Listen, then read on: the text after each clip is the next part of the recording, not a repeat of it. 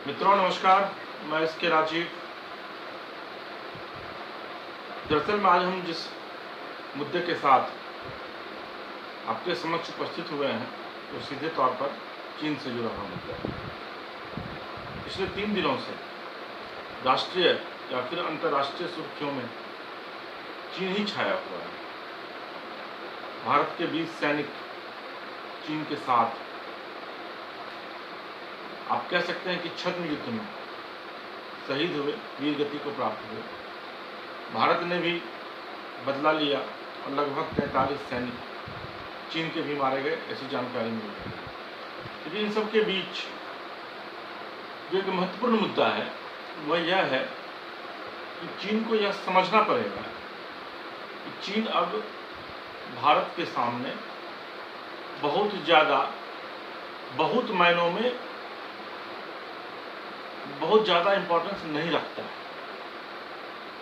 दरअसल में आज भारत सरकार ने कई महत्वपूर्ण निर्णय लिए हैं जिसके तहत 478 करोड़ रेलवे का जो ठेका चीन को दिया गया था उसे फिलहाल रद्द कर दिया गया है। और उसमें जो आधार बनाया गया है, यह कहा गया है कि 4 साल में मात्र 20% ही काम जो है वो चीनी कंपनी ने किया था।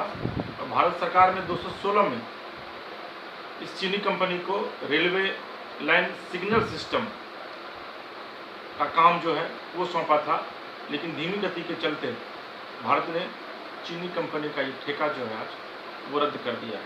तो ये एक बड़ा झटका चीन को लगा है। इसके अलावा मित्रों, कूटनीतिक दबाव और आर्थिक दंड दोनों अब चीन भुगतने के लिए तैयार है। कूटनीतिक दबाव इसीलिए कि देश के कई अंतर्राष्ट्रीय स्तर पर कई जो बड़े देश हैं वो अब कहीं ना कहीं से चीन के ऊपर कूटनीतिक दबाव बना रहे हैं। और कहा यह भी जा रहा है कि आने वाले दिनों में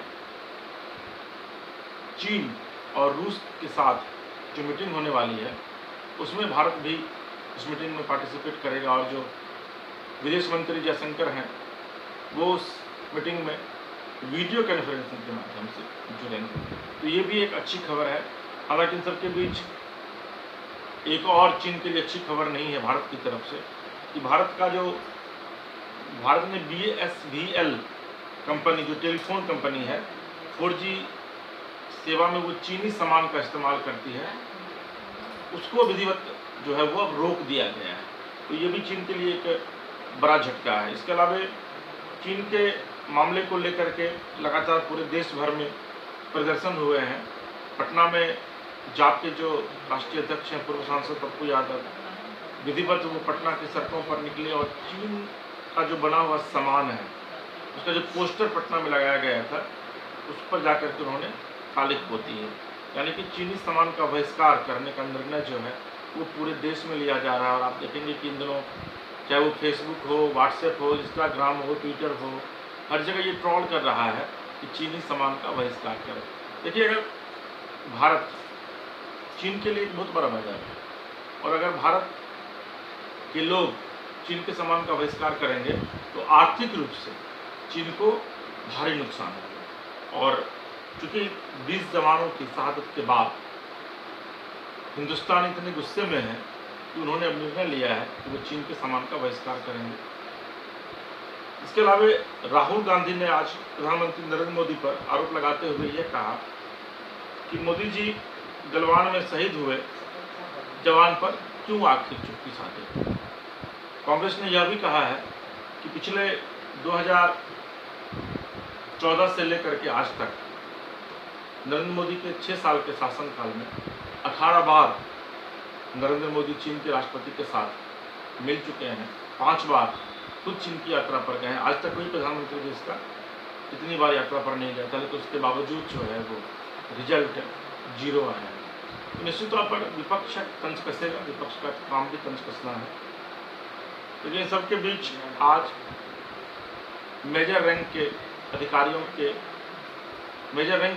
के बीच जो है वो भारत और चीन के जो अधिकारियों के बीच आज वार्ता हुई है, लगभग 5 घंटे तक वार्ता हुई है। हालांकि उसका कोई फ्रूटफुल रिजल्ट अभी तक निकल कर सामने नहीं आया है, लेकिन इतना तय है कि चीन भी युद्ध नहीं चाहता है, क्योंकि चीन को भी यह पता है कि जो वर्तमान स्थिति है ऐसी स्थिति में किसी भी देश के लिए, चाहे वो चीन हो चाहे वो भारत हो, युद्ध जो है वो सिर्फ और सिर्फ दोनों देशों के लिए बर्बादी ही साबित होगा। और यही वजह है दोनों में से कोई भी देश अब युद्ध नहीं करना चाहता है। हालांकि दोनों देश एक दूसरे पर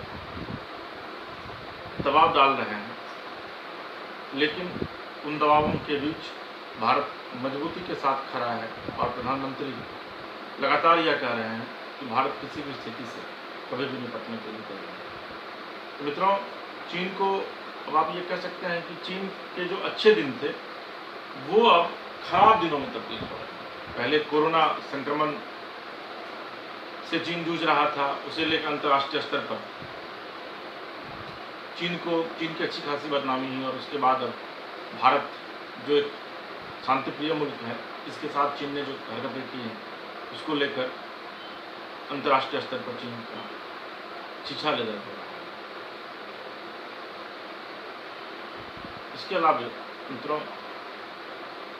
पटना से जुड़ी एक बड़ी खबर है, इसका सीधा कनेक्शन मुंबई से है कि सुशांत सिंह राजपूत के अस्थि कलश को लेकर आज उनके परिजन पटना पहुंचे और गांधी घाट जो NIT के पास है वहां जाकर उन्होंने विधिवत गंगा में उसे विसर्जित कर दिया, गंगा में उससे नहाया।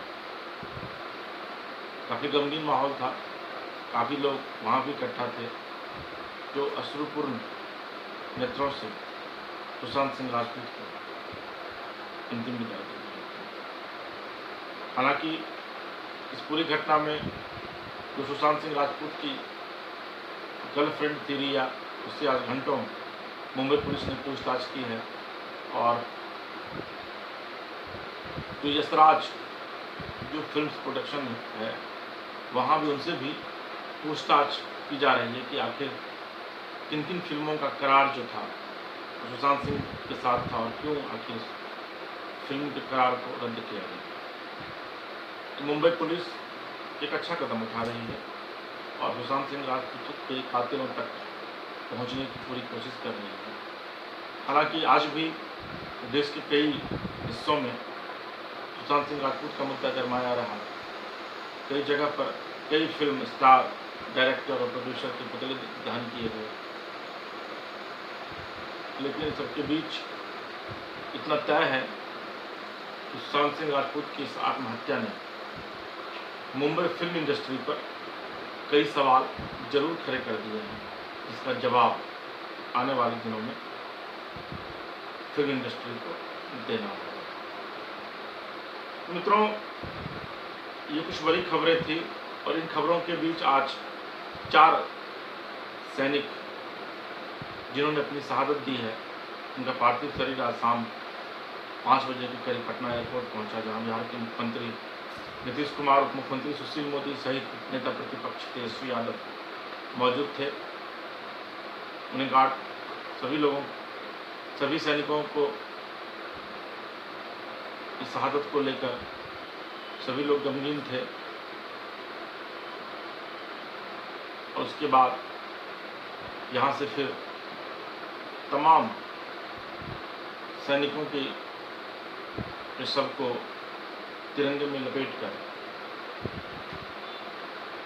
उनके पैतृक स्थान पर भेजा गया, जहां राजकीय सम्मान के साथ उनकी अंत्येष्टि की जाएगी। हालांकि सुनील कुमार जो पटना बिहटा के थे, उनका पार्थिव शरीर कल ही पहुंच चुका था और आज पूरे राजकीय सम्मान के साथ गंगा और संगम के किनारे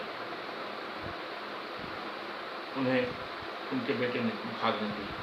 काफ़ी गमगीन माहौल था, लेकिन वीर सुनील अमर रहे, भारत माता की जय, हिंदुस्तान जिंदाबाद का पूरा नारा आज भी गूंज रहा था। मित्रों,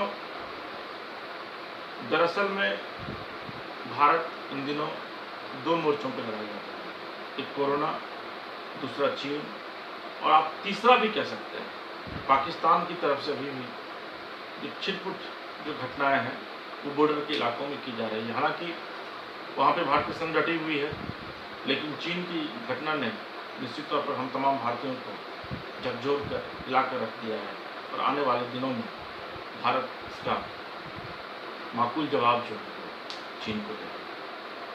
मित्रों, आज कुछ ये बड़ी खबरें थी देश प्रदेश की, इसे लेकर हम आपके समक्ष मौजूद हुए। आप हमारे YouTube news channel news lollipop को सब्सक्राइब कीजिए और देश प्रदेश की खबरों को देखने के लिए हमारे वेब पेज newslollipop.com सर्च कीजिए। तो आज फिलहाल हमें दीजिए इजाज़त, हम कल फिर मिलेंगे आपके साथ कुछ देश प्रदेश की बड़ी खबरों के। नमस्कार।